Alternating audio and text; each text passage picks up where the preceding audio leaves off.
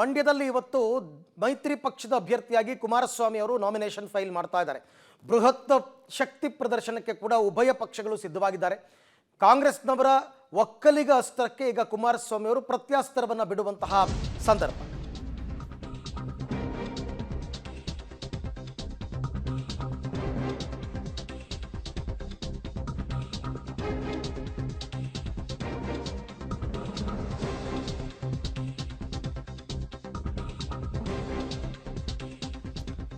ಕಾಂಗ್ರೆಸ್ನ ಒಕ್ಕಲಿಗ ಅಸ್ತ್ರಕ್ಕೆ ದಳಪತಿಗಳ ಪ್ರತ್ಯಸ್ತ್ರ. ಇವತ್ತು ಮಂಡ್ಯದಲ್ಲಿ ದೋಸ್ತಿಗಳು ಬೃಹತ್ ಶಕ್ತಿ ಪ್ರದರ್ಶನಕ್ಕೆ ಮುಂದಾಗಿದ್ದಾರೆ.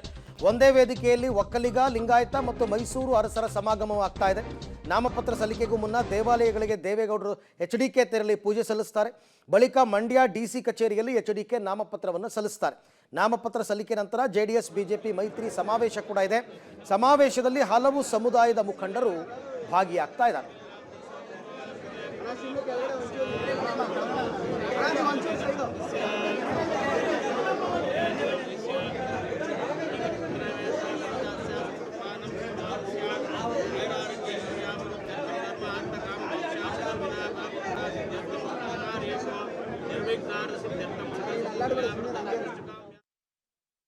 ಬಿಜೆಪಿ ಮತ್ತು JDSನ ಮೈತ್ರಿ ಹೊಂದಾಣಿಕೆ NDA ಅಭ್ಯರ್ಥಿಯಾಗಿ ನಾಮಪತ್ರವನ್ನು ಸಲ್ಲಿಸ್ತಾ ಇದ್ದೇನೆ.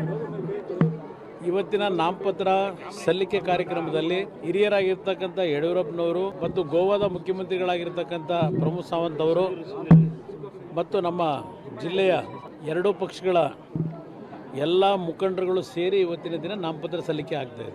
ಸರ್, ಕಾಂಗ್ರೆಸ್ ನಾಮಪತ್ರದ ದಿನ JDS ವಿರುದ್ಧ ಮತ್ತೆ ಬಿಜೆಪಿ ವಿರುದ್ಧ HDK ಅವರು ವಾಗ್ದಾಳಿಯನ್ನ ಮಾಡಿದ್ರು. ನಾನೇನು ವಾಗ್ದಾಳಿ ಮಾಡಿಲ್ವಣ್ಣ, ಅವರು ನಮ್ಮ ಮೇಲೆ ವಾಗ್ದಾಳಿ ಮಾಡಿದ್ದಾರೆ. ಅದೇ DK ಶಿವಕುಮಾರ್ ಅವರು ವಾಗ್ದಾಳಿ ಮಾಡಿದ್ದಾರೆ, ಅದಕ್ಕೆಲ್ಲ ಉತ್ತರ ಕೊಡೋಣ, ಜನವೇ ಉತ್ತರ ಕೊಡ್ತಾರೆ. ಸರ್, ವಿಶ್ವಾಸ ಯಾವ ರೀತಿ ಇದೆ ಸರ್? ನನಗೆ ಯಾವುದೇ ರೀತಿಯ ಈ ಚುನಾವಣೆಯಲ್ಲಿ ಮಂಡ್ಯ ಜಿಲ್ಲೆಯ ನನ್ನ ತಂದೆ ತಾಯಂದಿರು, ಯುವಕ ಸ್ನೇಹಿತರು ಪಕ್ಷ ಭೇದ ಮರೆತು, ಜಾತಿ ಭೇದ ಮರೆತು ಈ ಚುನಾವಣೆಯಲ್ಲಿ ಮೈತ್ರಿಯ ಅಭ್ಯರ್ಥಿ ನಾನು ನಿಂತಿದ್ದೇನೆ.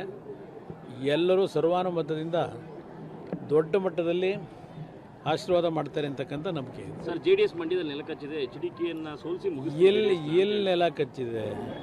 ಕಾಂಗ್ರೆಸ್ಗೂ ನಮಗೂ ಇರ್ತಕ್ಕಂಥ ವ್ಯತ್ಯಾಸ, ಸೀಟ್ಗಳವ್ರು ಜಾಸ್ತಿ ಗೆದ್ದಿರ್ಬೋದು, ವ್ಯತ್ಯಾಸ 3,000 ಇರ್ತಕ್ಕಂಥದ್ದು. ರೈತ ಸಂಘ ಹೊರತುಪಡಿಸಿ ಕಾಂಗ್ರೆಸ್ಗೂ ನಮಗೂ ಇರ್ತಕ್ಕಂಥ ವ್ಯತ್ಯಾಸ ಕೇವಲ 3,000 ಮತಗಳು. ಅದರಿಂದ ನೆಲ ಕಚ್ಚಿಸ್ಲಿಕ್ಕೆ ಜನತಾಳನ್ನು ಕಾಂಗ್ರೆಸ್ ನಾಯಕರ ಕಳಿಸಿ ಸಾಧ್ಯ ಇಲ್ಲ. ಇದು ಮಂಡ್ಯ ಜಿಲ್ಲೆಯ ರೈತರು, ಮಂಡ್ಯ ಜಿಲ್ಲೆಯ ತಾಯಂದರು ಈ ಪಕ್ಷವನ್ನು 60 ವರ್ಷಗಳಿಂದ. ಓಕೆ, ಒಂದು ಲೆಕ್ಕಾಚಾರ ಅವ್ರು ಹೇಳ್ತಾ ಇದ್ದಿದ್ದು ಕರೆಕ್ಟ್ ಕುಮಾರಸ್ವಾಮಿ ಅವರು. ಯಾಕೆಂದರೆ ಎಲ್ಲ ವಿಧಾನಸಭಾ ಕ್ಷೇತ್ರಗಳ ಒಟ್ಟು ಮತಗಳನ್ನು ಕೌಂಟ್ ಮಾಡಿದಾಗ ಮಂಡ್ಯದಲ್ಲಿ 3,000 ಡಿಫ್ರೆನ್ಸ್ ಬರುತ್ತೆ.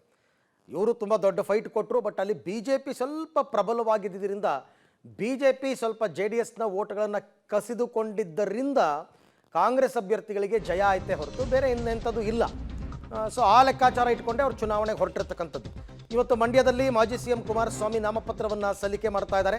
ನಾಮಪತ್ರ ಸಲ್ಲಿಕೆಗೂ ಮುನ್ನ ತಂದೆ ತಾಯಿ ಆಶೀರ್ವಾದವನ್ನು ಪಡೆದಿದ್ದಾರೆ ಕುಮಾರಸ್ವಾಮಿ ಅವರು. ತಾಯಿ ಚೆನ್ನಮ್ಮ ಮತ್ತು ತಂದೆ ದೇವೇಗೌಡರಿಂದ ಆಶೀರ್ವಾದವನ್ನು ಪಡೆದಿದ್ದಾರೆ. ತಂದೆ ದೇವೇಗೌಡರೇ ಖುದ್ದು ತಮ್ಮ ಕೈಯಿಂದ B ಫಾರಮನ್ನು ಕುಮಾರಸ್ವಾಮಿ ಅವರಿಗೆ ಕೊಟ್ಟಿದ್ದಾರೆ. ದೃಶ್ಯದಲ್ಲಿ ತಾವೀಗ ಅದನ್ನು ಗಮನಿಸ್ಕೋತಾ ಇದ್ದೀರಾ.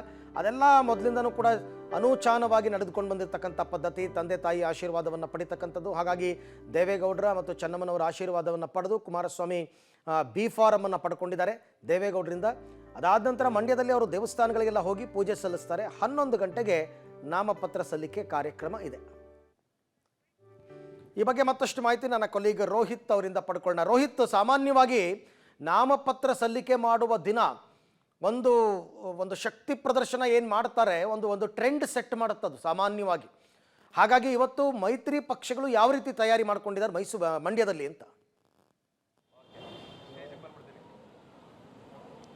ಅರವಿಂದ್, ಇವತ್ತು ಮೈತ್ರಿ ಅಭ್ಯರ್ಥಿಯಾಗಿ ಮಂಡ್ಯದಲ್ಲಿ ನಾಮಪತ್ರವನ್ನು ಕುಮಾರಸ್ವಾಮಿ ಅವರು ಸಲ್ಲಿಸಿದ್ದಾರೆ.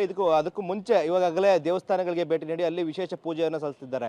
ಸುಮಾರು 10:30-11 ಗಂಟೆ ಸಮಯಕ್ಕೆ ಮಂಡ್ಯದ DC ಕಚೇರಿಯಲ್ಲಿ ನಾಮಪತ್ರ ಸಲ್ಲಿಸ್ತಾರೆ. ಇದಾದ ಬಳಿಕವಾಗಿ ಮಂಡ್ಯದ VV ಆವರಣದಲ್ಲಿ ಒಂದು ಬೃಹತ್ ಜರ್ಮನ್ ಟೆಂಟ್ ಹಾಕಿ ವೇದಿಕೆಯನ್ನು ಮಾಡಲಾಗಿರುವಂಥದ್ದು.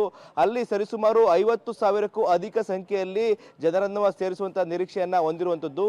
BJP JDS ಇಬ್ಬರು ಕಾರ್ಯಕರ್ತರು ಕೂಡ ಅಲ್ಲಿರ್ತಾರೆ. ಈ ಮೂಲಕವಾಗಿ ಶಕ್ತಿ ಪ್ರದರ್ಶನಕ್ಕೆ ಗೆಲ್ಲಿಸೋದಕ್ಕೆ ದೋಸ್ತಿಗಳು ಮುಂದಾಗಿರುವಂಥದ್ದು. ಯಾಕಂದ್ರೆ ಬಿಸಿಲಿನ ತಾಪ ಹೆಚ್ಚಿರುವಂಥ ಕಾರಣವಾಗಿ ಮೆರವಣಿಗೆ ಬೇಡ, ಆ ನಿಟ್ಟಿನಲ್ಲಿ ನಾವು ವೇದಿಕೆ ಕಾರ್ಯಕ್ರಮ ಮಾಡೋಣ ಅಂತೇಳಿ ಕುಮಾರಸ್ವಾಮಿ ಹೇಳಿರುವಂಥದ್ದು. ಆ ನಿಟ್ಟಿನಲ್ಲಿ ಇವತ್ತು ವೇದಿಕೆ ಕಾರ್ಯಕ್ರಮ ಮಾಡಲಾಗ್ತಾ ಇದೆ. ಯಡಿಯೂರಪ್ಪ ಅವರು ಸೇರಿದಂತೆ ಬಿಜೆಪಿಯ ಹಲವು ಮುಖಂಡರು ಜೊತೆಗೆ ಗೋವಾ ಸಿಎಂ ಕೂಡ ಬರ್ತಾ ಇರುವಂಥದ್ದು. ಇದಲ್ಲದೆ ಮೈಸೂರಿನ ಏನು ಅಭ್ಯರ್ಥಿಯಾಗಿರುವಂತಹ ಯದುವೀರ್ ಸಹ ಇರ್ತಾರೆ, ಕುಮಾರಸ್ವಾಮಿ ಅವರ ಪುತ್ರ ನಿಖಿಲ್ ಅವರು ಇರ್ತಾರೆ. ಈ ವೇಳೆಯಲ್ಲಿ ಕಾಂಗ್ರೆಸ್ ವಿರುದ್ಧವಾಗಿ ಹರಿಹಾಯುವಂತ ಸಾಧ್ಯತೆ ಕೂಡ ದಟ್ಟವಾಗಿ ಕಾಣ್ತಾ ಇದೆ. ಯಾಕಂದ್ರೆ ಕಾಂಗ್ರೆಸ್ ನಾಮಪತ್ರದ ವೇಳೆ ಡಿ ಕೆ ಶಿವಕುಮಾರ್ ಸೇರಿದಂತೆ ಹಲವು ನಾಯಕರು ಕುಮಾರಸ್ವಾಮಿ ಅವರ ವಿರುದ್ಧ ಮತ್ತೆ ಜೆಡಿಎಸ್ ಪಕ್ಷದ ವಿರುದ್ಧ ಹರಿಹಾಯ್ದಿದ್ರು. ಹೊರಗಿನವರು ಒಳಗಿನವರು ಎಂಬ ಮಾತನ್ನು ಕೂಡ ಆಡಿದ್ರು. ಆ ನಿಟ್ಟಿನಲ್ಲಿ ಆ ಎಲ್ಲಾ ವಿಚಾರವನ್ನ ಇಟ್ಕೊಂಡು ಏನು ಜೆಡಿಎಸ್ ನಾಯಕರು ಮತ್ತೆ ಬಿಜೆಪಿ ನಾಯಕರು ಕಾಂಗ್ರೆಸ್ ವಿರುದ್ಧ ವಾಗ್ದಾಳಿಯನ್ನು ನಡೆಸುವಂತ ಸಾಧ್ಯತೆಗಳು ಕೂಡ ಇದೆ. ಈ ಮೂಲಕವಾಗಿ ಮಂಡ್ಯದಲ್ಲಿ ಪ್ರಾರಂಭಿಕವಾಗಿ ಕೂಡ ನಮ್ಮ ಶಕ್ತಿ ಪ್ರದರ್ಶನವನ್ನ ನಾವು ನಿಮಗೆ ತೋರಿಸ್ತೀವಿ ಅನ್ನೋ ನಿಟ್ಟಿನಲ್ಲಿ ದೋಸ್ತಿಗಳು ಇವತ್ತು ಮುಂದಾಗಿರುವಂತದ್ದು. Arvind. Okay Rohit, thank you ತಮ್ಮೆಲ್ಲ ಮಾಹಿತಿಗಾಗಿ. ಸಹಜವಾಗಿ ಅದರಲ್ಲೂ ಮಾಜಿ ಮುಖ್ಯಮಂತ್ರಿ ಕುಮಾರಸ್ವಾಮಿ ಅವರೇ ಕಣಕ್ಕಿಳಿತಾ ಇರೋದ್ರಿಂದ ಒಂದು ಪಕ್ಷದ ಕಾರ್ಯಕರ್ತರ ಉತ್ಸಾಹ ಮೇರೆ ಮೀರಿರುತ್ತೆ. ಅದರಲ್ಲೂ BJP ಮತ್ತು JDS ಕಾರ್ಯಕರ್ತರೆಲ್ಲರೂ ಕೂಡ ಒಂದಾಗ್ತಾರೆ. ಒಂದಾಗಿ ಈ ಸರ್ತಿ ಕುಮಾರಸ್ವಾಮಿ ಅವರನ್ನ ಗೆಲ್ಲಿಸಬೇಕು ಅಂತ ಪಣ ತೊಟ್ಟಿದ್ದಾರೆ.